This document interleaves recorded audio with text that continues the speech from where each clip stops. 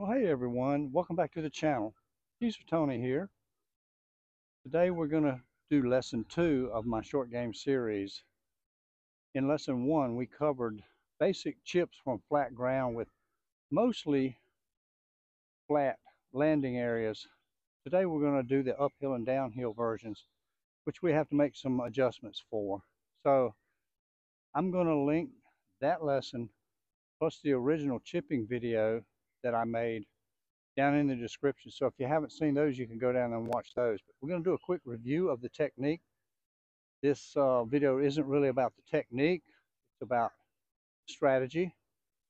So for the technique, what we want to do is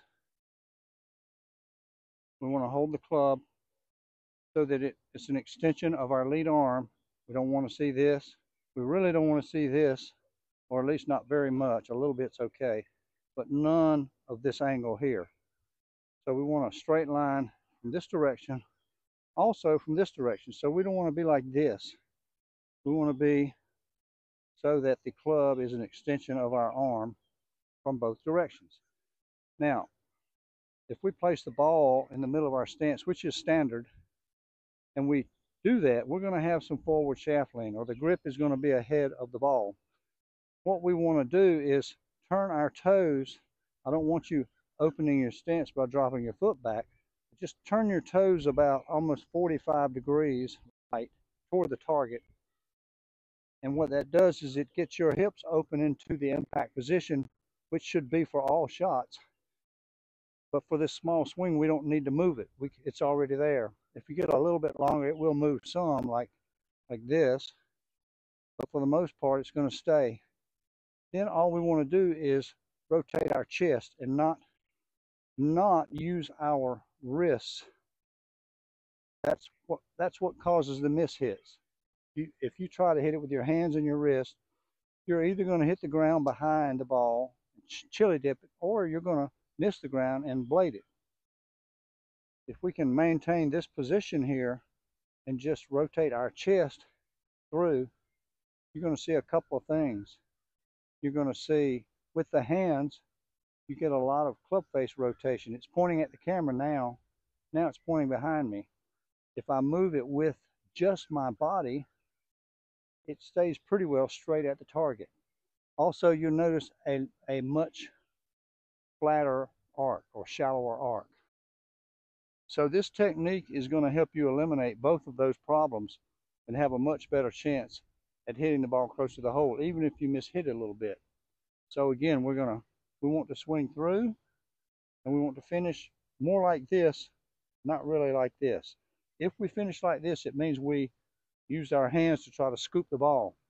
We want to come through this way, and that way the ball will actually hit on the club face and not on the leading edge. So again, try to finish like this on the shorter swings. The longer swings, it will release some. Okay, so enough about the technique. Now we're on an uphill lie and an uphill landing area. So what do we need to do differently than we did before in the last lesson? Well, obviously the 1 part carry, 1 part roll with a 56 sand wedge isn't going to work here because A, the ball's going to pop up higher, and even if the landing area were flat, it wouldn't roll as far. But you have a double negative here in that the ball's going to pop up higher, and it's going to hit into the hill, and again, even more so eliminate the roll. So it's going to be very difficult to get the ball to the hole. We would have to make a really big swing. And as we talked about in the last lesson, the bigger the swing, the worse the error. So what we're going to want to do here is change clubs and take a club that's easier to get the ball to the hole with a smaller swing. So rather than a 56, and we're going to go to that golf ball first, and the flag is 20 feet behind there, and we're going to do a couple different shots here with the same lie.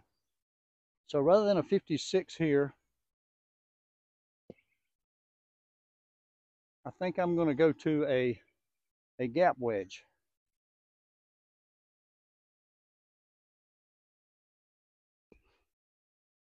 I'm going to take the gap wedge for this shot here so I can take a little smaller swing. Now we want to carry it comfortably onto the green. what I usually do is pick my landing spot and then decide which club and the height of the shot will carry it to the hole, and then decide what club that needs to be, because I have too many, I see too many people trying to carry it right here, and they carry it here and the grass eats it up and it just barely dribbles on. So take a safer area, 3, 4, 5 feet onto the green. Okay, so we're going to set up here. We're going to straight line here, straight line here, sit up square, turn your toes. Now all we really need to do is rock the chest, move the chest, and keep the hands ahead.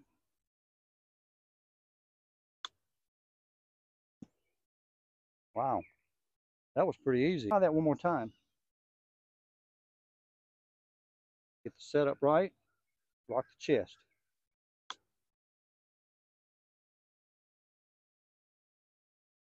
So both of those chips are, one's 3 feet, one's 1.5 feet. So let's say we want to go to the flag. Take even a little less loft, probably a 9. Again, because it's farther away, we need less loft to help it get there.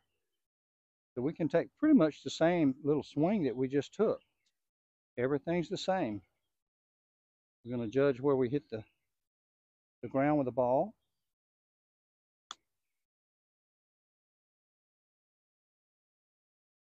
That's a little bit short, maybe 5 feet.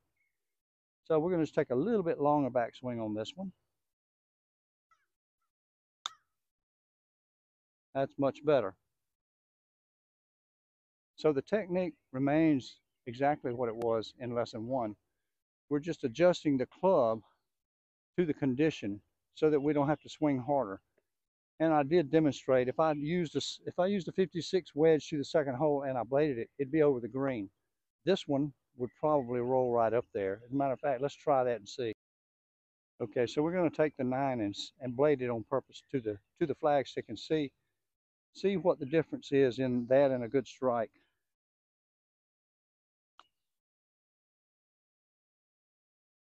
Actually, it would have turned out pretty good, or maybe the best of the 3.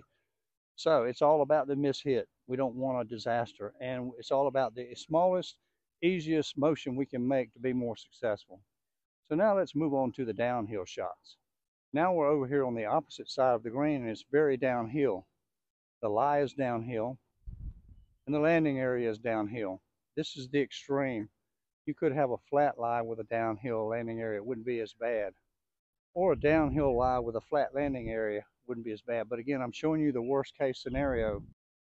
As I said in the first lesson, if you were wanting to putt this, by all means, please do. It's probably the easiest shot. However, there will be times, for one reason or another, that you're going to have to chip it. This is why I'm doing this video, to help you be better at that. So we've got a downhill lie. What does that mean? It means that rather than you're going to have this kind of loft, we're going to have, on true up and down, we're going to have less loft. So the ball is going to come off lower. Not only is it going to come off lower, even if it didn't come off lower, it's going to want to roll farther. So again, you've got a double disadvantage here that you're going to have to be really careful. So what you have to do is estimate it, and in this case, I'm going to say this 56 wedge on this short shot is going to be 1 part carry and maybe 3 parts roll, maybe 2, maybe 3. So really, I can only land it right in this area here, and it's probably going to roll the rest of the way. This is a shot that you have to be decisive with. You can't just flub around and try to ease up on it. You have to take a small swing, but also go on through it. So let's see how it goes here. My landing area should be just right in here somewhere, fairly close by. Same setup. Straight line. Straight line. Turn the toes in. Stay tall. Rock the shoulders.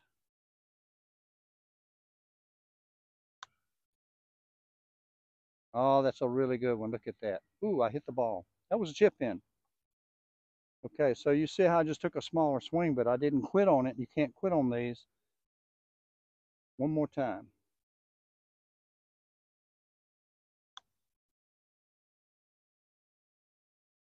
Another really good one. What do we do if we want to go down to the flagstick?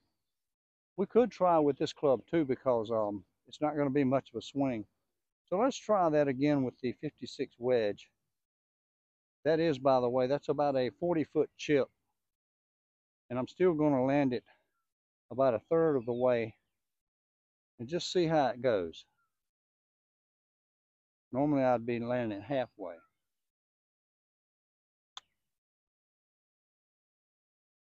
That's pretty good. You see all the rollout. I mean, it's still rolling. It's rolling. It's I'm going to say that's 5 feet past the hole, and that's a tough shot. So let's try that one more time with just a little bit smaller of a swing. Because the first one looked like it was going to stop, and it just wanted to keep going. This one's doing the same thing.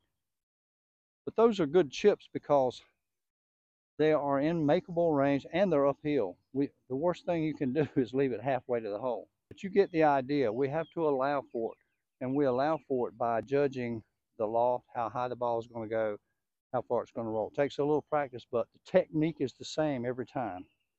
So now let's move out a little farther from the green. So we've moved to a new position here, and I wanted to talk a little bit about hitting out of very deep grass and not being able to stop it if you swing hard enough to get through the grass. What do?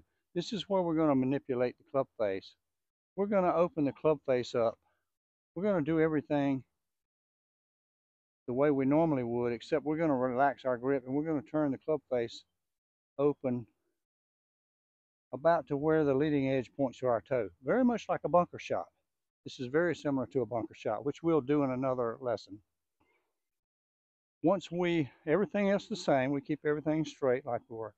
So once we set up with that face open and swing, obviously with the face open, the ball is going to want to go over the air. So what do?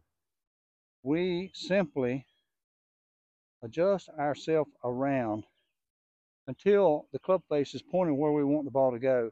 And then we swing in this direction where we just shifted around to. The big mistake people make is they do this and then they try to swing at the hole, and it just doesn't work. So we're going to open the face, then take our grip. We're going to set up, then we're going to shift around, hands still ahead. We're going to swing in line with where our body and our feet are aimed. Now, here's the biggest key. Don't hit the ball.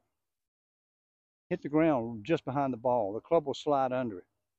So, we want to take a couple of practice swings to feel the resistance, to feel how hard we want to hit it. And then we're gonna step up here. We're gonna set up normally. We're gonna open the face a little so the leading edge is toward our instep or our toe. Retake our grip, shuffle around. Club face is now at the hole. Everything else is the same, but we're going to take a bigger swing and we're going to hit the ground right behind the ball. Should look something like this.